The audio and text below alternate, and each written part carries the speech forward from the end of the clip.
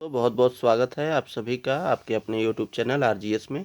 और हमेशा की तरह हाजिर हैं डेली करंट अफेयर के प्रोग्राम में। चलिए सेशन को आगे बढ़ाते हैं। और हाल ही में किन दो देशों ने ग्रीन और डिजिटल शिपिंग कॉरिडोर के लिए आशय पत्र पर हस्ताक्षर किया है? तो यह जो है भारत और श्रीलंका सिंगापुर ने डिजिटल पत्र पर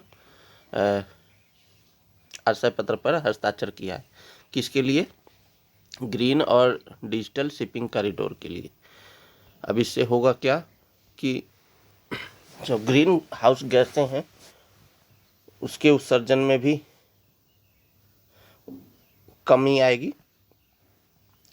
चलिए व्याख्या की ओर देखें तो हाल ही में भारत और सिंगापुर ने ग्रीन और डिजिटल शिपिंग कॉरिडोर के लिए आशय पत्र पर हस्ताक्षर किए हैं। इसका उद्देश्य डिजिटलीकरण और डीकार्बोनाइजेशन को बढ़ावा देना है। यह शून्य या न्यूनतम ग्रीन हाउस गैस उत्सर्जन वाली प्रौद्योगिकी के विकास और डिजिटल समाधानों को अपनाने में तेजी लाएगा। तो ग्रीन हाउस गैस क्या है? पृथ्वी के वायुमंडल में मौजूद ऐसी गैसें जो प्राकृतिक और मानव जनित रूप से पाई जाती हैं और इन गैसों के माध्यम से ऊष्मा को अवशोषित और उत्सर्जित करने का काम किया जाता है। वातावरण के भीतर तापीय ऊर्जा को बनाए रखने की एक विशिष्ट शक्ति होती है जिससे हमारा पृथ्वी का टेम्परेचर नियत बना रहता है। ये एक प्रकार के थर्मल ब्लैंकेट की तरह काम करते हैं। तो वायुमंडल में सूर्य के प्रकाश को प्रवेश करने की अनुमति देते हैं और साथ ही साथ अवशोषित गर्मी जो होती है उसके एक महत्वपूर्ण हिस्से को वापस अंतरिक्ष में जाने से रोकती है। तो ये ग्रीन हाउस गैसें हैं। कौन कौन सी ग्रीन हाउस गैसें हैं? तो CO2 हो गया, CH4 हो गया, नाइट्रस ऑक्साइड, या ये सब प्रमुख ग्रीन हाउस गैसें हैं। चलिए, आपने जियोग्राफी में पढ़ा होगा अच्छी तरीके से, इन्वायरमेंट और इकोलॉजी में बढ़िया अच्छे से पढ़ा होगा। यह समझौता सिंगापुर समुद्री सप्ताह 24 से 28 मार्च 2025 के दौरान संपन्न हुआ। इसमें दुनिया भर से 20,000 प्रतिनिधियों और प्रदर्शकों के भाग लेने की उम्मीद है। भारत के पत्तन, पोत, परिवहन और जलमार्ग मंत्री सर्बानंद सोनोवाल इस कार्यक्रम में भाग लेने के लिए 3 दिवसीय सिंगापुर यात्रा पर हैं।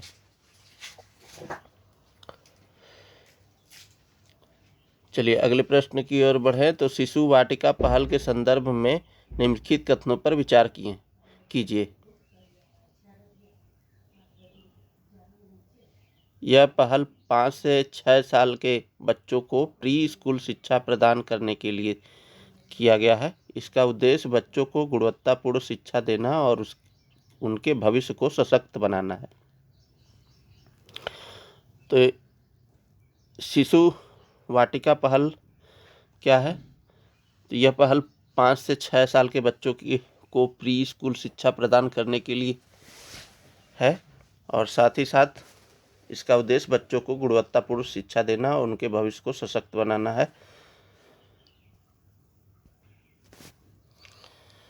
तो इस संदर्भ में दोनों कथन हमारे सही हैं। पूछ भी रहा है सही, तो यहाँ पर 1 और 2 दोनों हो जाएगा। चलिए व्याख्या को देखें तो शिशु वाटिका पहल की शुरुआत हालिया खबरों के अनुसार उड़ीसा के मुख्यमंत्री मोहन चरण मांझी ने राज्य के सभी स्कूलों में शिशु वाटिका पहल की शुरुआत की है। यह पहल नई शिक्षा नीति 2020 के तहत प्री स्कूल शिक्षा प्रदान करने के लिए शुरू की गई है। इस पहल के तहत बच्चों का स्वागत प्रवेश उत्सव या प्रवेशोत्सव के माध्यम से पारंपरिक तरीके से किया गया। यह पहल 5 से 6 साल के बच्चों को प्री स्कूल शिक्षा प्रदान करने के लिए है। इसका उद्देश्य बच्चों को गुणवत्तापूर्ण शिक्षा देना और उनके भविष्य को सशक्त बनाना है। यह पहल राज्य के सभी स्कूलों में लागू की गई है जिसमें सभी बच्चों को इसका लाभ मिल सके। इस पहल के माध्यम से ओडिशा सरकार ने बच्चों की शिक्षा के क्षेत्र में एक मजबूत नींव रखने के लिए का प्रयास किया है। इस पहल से बच्चों की प्रारंभिक शिक्षा में सुधार होगा। भारतीय संविधान का आर्टिकल 45 राज्यों को निर्देश देता है कि वो 6 वर्ष के बच्चों तक को स्कूली शिक्षा मुहैया कराएं, मुफ्त शिक्षा। तो चलिए, उसी के तहत गवर्नमेंट ने ये प्रयास किया है। नई शिक्षा नीति 2020, इस शिक्षा नीति में शिक्षा की पहुंच, समानता, गुणवत्ता, वहनीयता और उत्तरदायित्व जैसे मुद्दों पर विशेष ध्यान दिया गया है। जून 2017 में पूर्व इसरो डॉक्टर के कस्तूरी रंगन की अध्यक्षता में एक समिति का गठन किया गया था, जिसने मई 2019 में राष्ट्रीय शिक्षा नीति मसौदा प्रस्तुत किया था। यह नीति 1968 और 1986 के बाद स्वतंत्र भारत की तीसरी शिक्षा नीति है। इस नीति के तहत केंद्र व राज्य सरकार के सहयोग से शिक्षा क्षेत्र पर क्षेत्र की जीडीपी के 6% हिस्से के बराबर निवेश का लक्ष्य रखा गया है। यह नीति 10+2 के शैक्षणिक मॉडल के स्थान पर 5+3+3+4 प्रणाली लागू करने की बात कहती है। इसमें तकनीकी शिक्षा, भाषाई बाधाओं को दूर करने, दिव्यांग छात्रों के लिए शिक्षा को सुगम बनाने के लिए तकनीकी के उपयोग को बढ़ावा दिया गया है। तो ये रहा कुछ नई शिक्षा नीति के बारे में। शिशु वाटिका पहल उड़ीसा सरकार एक महत्वपूर्ण कदम है जो बच्चों की प्रारंभिक शिक्षा को मजबूत बनाने में सहायक होगी। यह पहल नई शिक्षा नीति के उद्देश्यों को पूरा करने में सहायक है, जिससे सभी बच्चों को समान अवसर और गुणवत्तापूर्ण शिक्षा मिल सके। चलिए,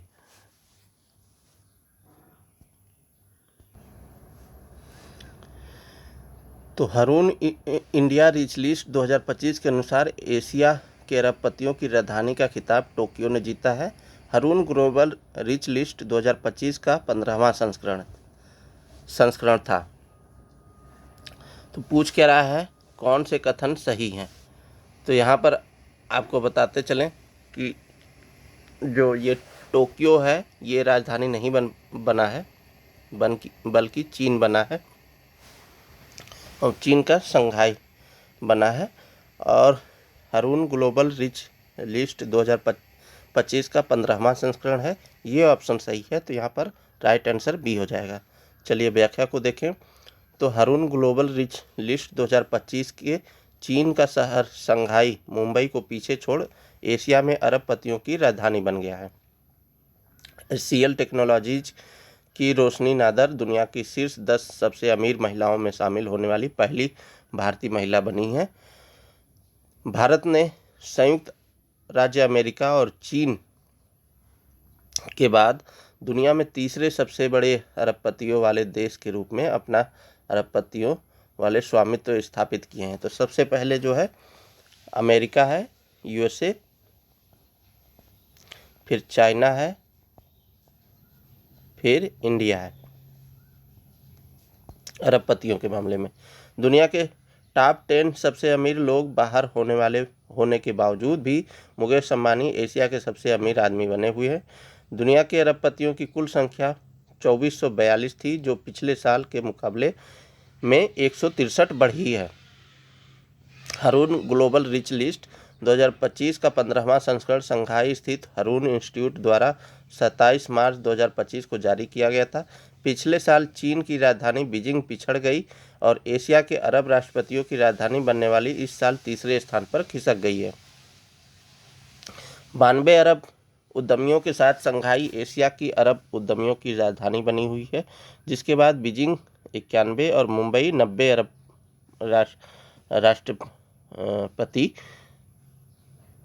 अरबपति होगा, राष्ट्र लिखा, अरबपति का स्थान शामिल है। मुंबई ने इस साल अपनी सूची में 11 अरबपतियों को जोड़ा है। चलिए अगले प्रश्न की ओर बात करें। तो तेजस LCA Mk-1A क्या है? तो क्या यह लड़ाकू विमान है, टोही दस्ता है, उपग्रह है, या इनमें से कोई नहीं? तो यह एक लड़ाकू विमान है। लाइट कॉम्बैक्ट एयरक्राफ्ट यानी जिसे LCA बोलते हैं। तेजस Mk-1A पर सॉफ्टवेयर का परीक्षण पूरा हो गया है। अब अंतिम परीक्षण के बाद अक्टूबर के अंत तक भारतीय वायुसेना को पहला तेजस Mk-1A मिलने का रास्ता साफ हो गया है। रक्षा मंत्री राजनाथ सिंह जी ने हाल ही में अपनी वाशिंगटन यात्रा के दौरान तेजस Mk 1A में लगने वाले इंजन की आपूर्ति में देरी का मुद्दा उठाया था। सहमति बनने के बाद इंजन निर्माता कंपनी ने कार्यक्रम संशोधित किया है, जिसके मुताबिक भारत को नवंबर से नए जनरल इलेक्ट्रिक F404 इंजन मिलने लगेंगे। ये DD न्यूज़ की खबर थी। और तेजस LCA Mk1A क्या है? तो तेजस Mk1A तेजस Mk1 का उन्नत संस्करण है, जिसे हिंदुस्तान एरोनॉटिक्स लिमिटेड यानी HAL ने DRDO की एरोनॉटिक्स डेवलपमेंट एजेंसी ADA के सहयोग से विकसित किया है। यह रक्षा प्रौद्योगिकी और एरोस्पेस निर्माण में भारत की आत्मनिर्भरता का प्रतीक है। तेजस Mk1A की मुख्य विशेषताओं की बात करें तो तेजस Mk1A में उन्नत एवियोनिक्स सिस्टम है, जिसमें राडार, नेविगेशन, संचार और प्रदर्शन प्रणालियां शामिल हैं। यह अत्याधुनिक AESA राडार प्रणाली से सुसज्जित है, जो इलेक्ट्रॉनिक रूप से राडार किरणों को संचालित करता है और लक्ष्य को तेजी से तथा सटीकता से पहचानने व ट्रैक करने की क्षमता देता है। यह लंबी दूरी की पहचान, बहु लक्ष्य ट्रैकिंग और उन्नत इलेक्ट्रॉनिक काउंटरमेज क्षमताएं प्रदान करता है। विमान के बाहरी भाग पर सेल्फ प्रोटेक्टेड जैमर पॉड लगाया गया है, जिसे दुश्मन के रडार सिस्टम को जाम करने, मिसाइल लॉक को विफल करता है और उच्च जोखिम वाले युद्ध क्षेत्रों में विमान की सुरक्षा बढ़ाता है। चलिए, विमान में 9 हाई पॉइंट होते हैं, जहां विभिन्न हथियार या उपकरण लगाए जा सकते हैं। BBR मिसाइलें बियॉन्ड निर्माण विजुअल रेंज, जो दुश्मन को देखे बिना लंबी दूरी से निशाना बना सकती हैं, ये भी इसमें तैनात किए जाएंगे। चलिए अगले प्रश्न की ओर बढ़ें। तो हाल ही में भारतीय प्रधानमंत्री को किस देश ने अपने सर्वोच्च सम्मान से सम्मानित किया है? तो बांग्लादेश, नाइजीरिया, थाईलैंड और श्रीलंका। तो श्रीलंका ने किया है। तो अभी जो है मोदी जी बिम्स्टेक शिखर सम्मेलन में भाग लेने गए थे और वहां से वापसी के दौरान श्रीलंका होते हुए वापस आए हैं और वहीं पर जो है सम्मानित किया गया। तो कुछ समय पहले तक जिस पड़ोसी देश श्रीलंका पर चीन के बढ़ते प्रभाव को लेकर के भारत चिंतित था, उसी धरती पर प्रधानमंत्री नरेंद्र मोदी जी पहुंचे तो पलक पावड़े बिछाकर उनका स्वागत सम्मान किया गया। श्रीलंका ने PM मोदी को वहां के सर्वोच्च नागरिक सम्मान मित्र विभूषण पदक से नवाजा है। तो कौन से सम्मान से नवाजा है? मित्र विभूषण, ठीक है, से नवाजा है। और इसे मोदी जी ने भारत श्रीलंका के बीच गहरी दोस्ती व ऐतिहासिक संबंधों के प्रतीक के साथ ही 140 करोड़ भारतवासियों का सम्मान बताया है। श्रीलंका दौरे पर पहुंचे प्रधानमंत्री मोदी जी को यह सम्मान मेजबान देश के राष्ट्रपति अनुरा कुमार दिसानायक ने प्रदान किया। तो वहां के राष्ट्रपति कौन है? अनुरा कुमार दिसानायक। उन्हें यह सम्मान द्विपक्षीय संबंधों को मजबूत करने और दोनों देशों की साझा सांस्कृतिक व आध्यात्मिक विरासत को बढ़ावा देने के लिए होगा। तो ये साझा सांस्कृतिक है, आप लोग साझा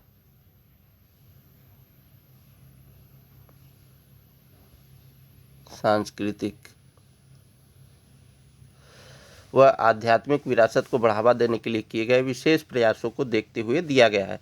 विश्व बंधुत्व की भावना के तहत मैत्री संबंधों को मजबूती दे रहे प्रधानमंत्री मोदी जी को किसी विदेशी राष्ट्र द्वारा प्रदान किया गया यह सम्मान है। यह 22वां अंतर्राष्ट्रीय पुरस्कार है जो मोदी जी को मिला है। श्रीलंका द्वारा प्रदान किया गया मित्र विभूषण पदक दोनों राष्ट्रों के मजबूत सांस्कृतिक संबंधों का भी संदेश देता है। इस पदक पर अंकित धर्म चक्र साझा बौद्ध विरासत का प्रतिनिधित्व करता है। चावल के ढेर से सजे हुए एक बर्तन की आकृति के साथ कलश समृद्धि और नवीनीकरण का प्रतीक है। नवरत्न भारत और श्रीलंका के स्थायी मित्रता का प्रतीक है, जिन्हें पवित्र कमल की पंखुड़ियों से घिरे ग्लोब में दर्शाया गया है। इसी तरह सूर्य और चंद्रमा को द्विपक्षीय संबंधों का प्राकृतिक संकेत बताया गया है। चलिए अगले प्रश्न की ओर बढ़ें। तो हाल ही में दिवंगत मनोज कुमार के नाम से मशहूर भारतीय अभिनेता का मूल नाम क्या था? तो हरिकृष्ण गिरी गोस्वामी, हरिगिरी गोस्वामी, सदाहरि गोस्वामी, इनमें से कोई नहीं। तो कृष्ण गिरी गोस्वामी इनका मूल नाम था।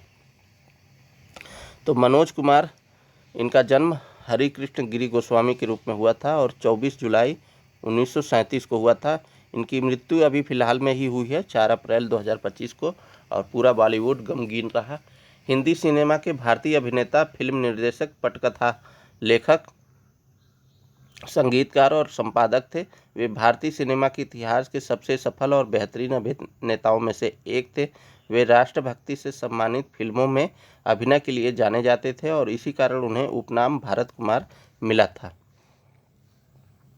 उपकार, पूरब और पश्चिम, क्रांति जैसी फिल्मों के माध्यम से लोगों के हृदय में देश प्रेम के भाव जगाने वाले अभिनेता मनोज कुमार के लिए कर्म ही साधना थी। पूर्व प्रधानमंत्री लाल बहादुर शास्त्री जी के कहने पर बतौर निर्माता पहली फिल्म उपकार बनाई थी। बाद में बतौर अभिनेता पात्रों में देशभक्ति का ऐसा रंग भरा कि लोग उन्हें भारत कुमार कहने लगे। मनोज कुमार संसार से विदा हो चुके हैं, लेकिन स्मृतियों में वे सदैव जीवित रहेंगे। उनकी सबसे प्रसिद्ध फिल्म थी पूरब और पश्चिम, जहां पर देखते हैं कि वो जो भारतीय युवा थे वो जब पश्चिम देशों में जाते हैं तो अपनी संस्कृति को भूल जाते हैं, और उसी पर ये फिल्म आधारित है। पूरब और पश्चिम बहुत ही खूबसूरत फिल्म है। चलिए, उन्हें भारतीय सिनेमा और कला के क्षेत्र में उनके कार्यों के लिए भारत सरकार द्वारा सन 1992 में पद्मश्री पुरस्कार दिया गया और सन 2015 में सिनेमा के क्षेत्र में दादा साहेब फाल्के पुरस्कार प्राप्त हुआ। उन्हें राष्ट्रीय फिल्म पुरस्कार भी मिला और 7 बार फिल्म फेयर पुरस्कार भी प्राप्त हुआ।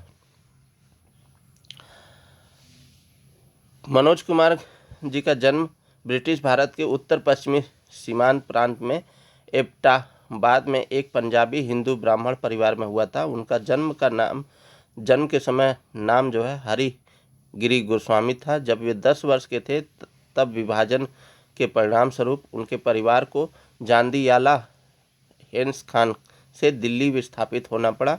मनोज कुमार ने फिल्मों में भाग्य आजमाने से पहले दिल्ली के हिंदू कॉलेज से BA उत्तीर्ण की। जब वो युवा थे तब वो अभिनेता दिलीप कुमार, अशोक कुमार और कामिनी कौशल के प्रशंसक हुआ करते थे। अतः शबनम फिल्म में दिलीप कुमार के अभिनय से प्रभावित होकर के अपना नाम जो है मनोज कुमार रख लिया था। तो शबनम फिल्म से प्रभावित हुए थे।